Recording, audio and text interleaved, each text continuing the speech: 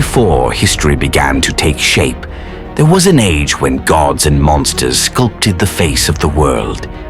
An era where reality and myth were one and the same. A time when beauty could become a curse, when the greatest terror wore a human face. This is the story of Medusa, a tale of betrayal, transformation, and immortality. A myth that refuses to be forgotten. A legend that lives on in hearts, even after thousands of years. Long before the first written words, long before the chronicles of empires and the records of kings. In a world where gods ruled the skies and monsters left their marks on the earth, there lived a being whose name echoed through eternity. Her name was Medusa, a creature so terrifying that a single glance into her eyes could turn even the bravest warrior into stone. But a question lingers. Was she always a monster? Or was she made into one? Let us return to the beginning. Medusa's name comes from the ancient Greek word mediane, meaning to protect or to guard. Ironic, isn't it? A figure remembered as a destroyer, destined by her very name to be a protector. Ancient myths tell of three Gorgon sisters, Stheno, Euryale, and Medusa. Stheno and Euryale were immortal, their fates woven into eternity. Only Medusa was mortal, vulnerable to time and fate. And unlike her fierce sisters, Medusa was once the embodiment of pure, untamed beauty. Her hair flowed like golden waves. Her skin radiated the soft warmth of the Mediterranean sun, and her deep, mysterious eyes seemed to hold the ancient wisdom of the world itself. Medusa dedicated her life to Athena, goddess of wisdom and war. She served as a priestess, vowing to remain pure and devoted. Her life was sacred. Her purpose was to protect. But, as is often the case in myths where gods weave the destinies of mortals, tragedy wore the mask of admiration. Poseidon, lord of the seas, was blinded by her beauty. In an act of brutal power, he defiled Athena's sacred temple, violating Medusa. And here, the story takes a bitter turn. Athena, rather than defending her faithful servant, turned her wrath upon Medusa. Not the offender, but the victim was punished. Medusa was transformed into a nightmare, her flowing hair twisted into venomous snakes, her soft skin hardened into unyielding scales, and her gaze was cursed forever, turning any living being into lifeless stone. Medusa was cast out, once loved, now forsaken. She found refuge on a distant island, hidden among stormy seas and endless oceans. Some say it was somewhere near Libya. Others whisper it was at the very edge of the known world, where maps ended and legends began. Around her grew a forest of stone, countless statues of those who dared to challenge her. Warriors, glory seekers, heroes, who failed to understand that true strength lies not in violence, but in wisdom. Over time, Medusa became a figure of terror for humanity. Mothers would invoke her name to frighten their children. Artists painted her in horror, wings, fangs, and a beast's tail. But those who remembered the old songs knew a different Medusa, one filled with sorrow, injustice, and lost innocence.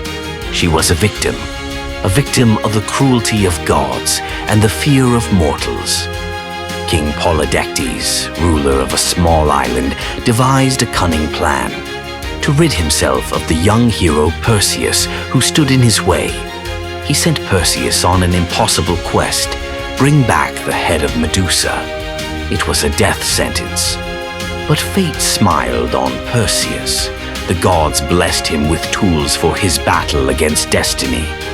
A mirrored shield from Athena, winged sandals from Hermes, a magical sword forged by Hephaestus, and a helm of invisibility from Hades.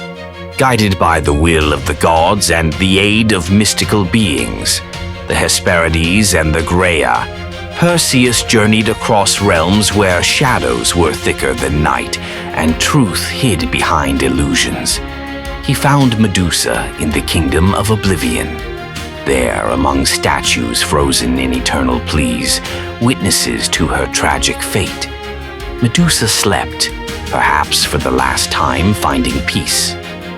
Perseus approached her, looking only through the reflection in his shield. And with one swift, almost merciful blow, he ended her suffering. But even death could not silence her story. From the blood that spilled from her neck sprang two beings: Pegasus, the winged horse, symbol of inspiration, and Chryser, the golden giant. Even in death, Medusa gave birth to wonders. Perseus placed her head in a special bag, for her deadly gaze remained potent. With this weapon, he battled monsters, turned enemies to stone, and even rescued his mother from tyrants and abusers. At last, as a symbol of great power and triumph over fear, he offered Medusa's head to Athena. Athena adorned her shield, the Aegis, with it, making Medusa an eternal guardian for the goddess of wisdom and war. Thus, Medusa, forever branded a monster, became a symbol of protection, a symbol of strength born from suffering. But her story did not end there. As centuries passed, Medusa's image evolved. Today, her face no longer stirs only terror. It inspires compassion, admiration, understanding. In art, she has become a tragic heroine. Her face graces Renaissance masterpieces, dances across the pages of novels, and inspires fashion houses, a symbol of beauty, sorrow, and inner strength. In psychology, Medusa represents trauma, the paralyzing fear of facing one's own pain, the inward gaze that freezes the soul. In feminism, Medusa has become an icon, a symbol of righteous anger, the voice of those long silenced, a beacon of transformation through suffering. Many ask, was Medusa truly evil? Or was she made into a monster to conceal the sins of gods from the eyes of mortals? Was her curse a brutal punishment or a shield?